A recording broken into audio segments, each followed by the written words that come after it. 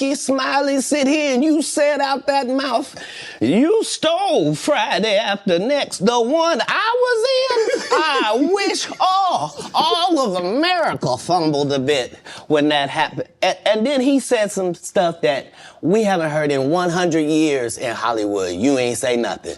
This man told you he had Katt Williams' role. He was gonna be Money Mike. Wait. And Katt Williams was gonna be the Santa Claus. Now he was gonna play the pimp.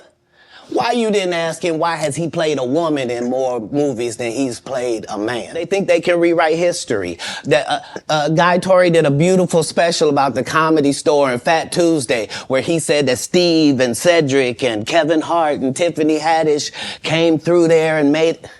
All lies. Steve and Cedric never performed at the Comedy Store at all. Tiffany was only seen at the Laugh Factory. In 15 years in Hollywood, no one in Hollywood has a memory of going to a sold-out Kevin Hart show, there being a line for him ever getting a... Now, a lot of people have said, oh, Shannon left so much on the table. Shannon is not a journalist. I've never said I was a journalist. Right. If you listen in my intro, I said, normally what I say, the person that's coming by for conversation and a drink, I'm a conversationalist, not an interviewer. It's a different space. He said, you've allowed other people a very safe place. That's why we like coming. Keyword, safe. Safe place. Safe place. I've also said on numerous occasions, if you want 60 Minutes, if you want Dateline, if you want 48 Hours, I'm not the place for you. Go to those places and get those type of interviews. Go to Lester Holt. Go to Nora O'Donnell. Go to, I'm not Mike Wallace. Rest his soul. I'm not Ed Bradley. Type of interviews. You need to go to places that have those type of interviews. Right. Now, the problem is, Katt Williams was my 102nd interview. Conversation on Club Shay Shay. He was the 102nd.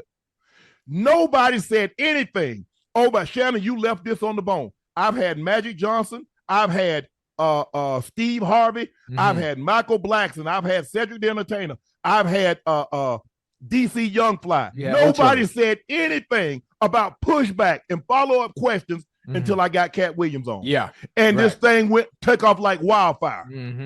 You're upset that he said everything that he said, and he said it on my platform. And now it's bringing attention to my platform.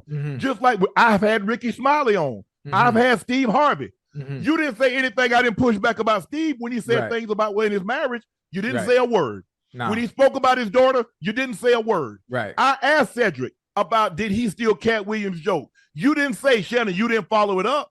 I've asked Ricky Smiley, volunteered. He said, I didn't ask him. He said that he was originally supposed to play Money Mike and Katt was supposed to play Santa Claus. He said that. You never said a word about follow-up questions, and I left so much on the bone. It wasn't until this video, which is almost at about 11 million views in less than 48 hours. Yes. Yo, it's Big Ed, the spokesman, man. We back. Another edition of Urban Politicians TV. UPTV. Make sure you stay on your pivot at all times, man. Had to come tap in, and we about, 2.5 days after the interview, 5 days into the new year 2024, and people are still running around in a frenzy like a chicken with their head cut off over the Katt Williams and Shannon Sharpe interview. Some people is capitalizing on the moment saying, hey, I'm going to make the publicity, take it, flip it, and capitalize on it, promote what I got going on, be entertained by it. Then some is seeming like they really in their feelings and highly upset and offended by what he said on there. But the other side of it, as my nigga BP sent me today, hey, Ed, I think you should speak on this. How people is coming at Shannon Sharpe. And I did see this from the Nightcap show, and I will have both of the links in the description from the full interview with Katt Williams on Club Shay Shay and the Nightcap show with Chad Ochocinco and Shannon Sharpe, where he's responding to the people saying why he didn't push back, why they critiquing his interviewing style. And Shannon Sharpe is absolutely correct, because people will critique you without doing their full research to know, hey, he already had all these people on before Katt Williams. This is just the one that went crazy viral. The other ones that already did millions of views also. It's just this one took the internet by storm. Katt Williams don't really speak online doing interviews a lot no more. We ain't seen and heard from him very much as of late. So he came in and responded to what everybody had to say. Katt Williams being a hell of a comedian, a funny nigga, naturally, he gonna have you rocking and rolling. But as Shannon Sharpe said, what was y'all at when they was on there? He said, nigga, it ain't my job to come up in here. I'm not doing that. That ain't my style of interviewing. I let them speak their piece.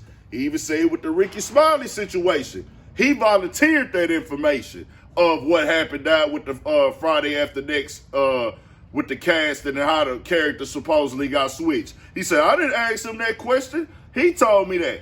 He said he asked Cedric, hey, man, what's up with you and Katt? He said his piece, and he said, hey, it's only right Katt Williams speak his, but I'm not doing the digging and da-da-da-da and all the other stuff. Nah, you speak what you speak, and it's only right. They said what they said, and it stuck with him. All right, bro, you can come on here and combat that, say what you got to say and everything. But he been having people on there, just this the one that went up and went crazy. Over 10 million plus in a couple days, all the way turned up, going wild. The other one's been turning up and going crazy too, but I gotta agree 1000% with Shannon Sharpe here. I do understand that people are going to blame the person with the platform, but it's a difference as opposed to, hey, have I been doing this? Am I intentionally going out and seeking this specific thing? And this conversation, is he playing into it, laughing, kiki, and ha-ha? Yeah, he entertaining the person that's there. But at the same time, that ain't the same as, hey, they ain't already spoke on this or spoke on that. It's just, hey, this time, like he say, nigga, I don't be up there telling these niggas this or that. They come on here, they speak how they speak. He say what he say, and let's keep it real. This ain't no street stuff. Ain't nobody feeling should really be hurt. All these niggas is comedians. Y'all niggas supposed to turn up and capitalize on this in the comedy world, bro. Comedy, y'all niggas make fun of people, clown people, talk about real life events. This would come with the territory with comedy, bro. This ain't no, hey man, how you gonna call yourself a comedian, you ain't got thick skin? Let's keep it all the way 1,000. So this ain't no street stuff. This ain't like he getting involved in no street business between gangsters and shooters and hitters and things like that. Nah, nigga, this strictly entertainment, nigga. Go up some more when it comes to the comedy world. We are here for all the disrespect when it comes to comedians. That's what these niggas do. That's how these niggas got rich. This is why we know these niggas. We grew up on Comic View, nigga. We grew up on Def Comedy Jam. We grew up on them old sitcom shows. Nigga, get at each other in this comedy world, nigga. Rest in peace, Bernie Mac. Nigga, he done got out here and got active. But we know niggas ain't coming and playing with Bernie Mac like that. But tell me what y'all think. My nigga BP was like, hey, you got to cover this. And that nigga don't know if they asked me to cover those stories. So I said, nah, let me go and do this one real quick. We got to talk about that. That nigga Shannon Sharpe did what he supposed to do in this situation. And the numbers on this one is one where the numbers don't lie. Sometimes numbers can lie and manipulate. But in this case, nah, my nigga, this is a nigga who's really does what he does, has a comedy career. The people he spoke on have comedy careers. This isn't somebody that's not unknown, this clout chasing or anything like that. Was he probably embellishing on some stuff? Of course. That's what made it entertaining. That's what made it funny. But is there some truth to some of these things? You better bet your bottom lip. Tell me what y'all think. We got more coming, more videos, all that. 1,000 for shit show. Stay on your pivot.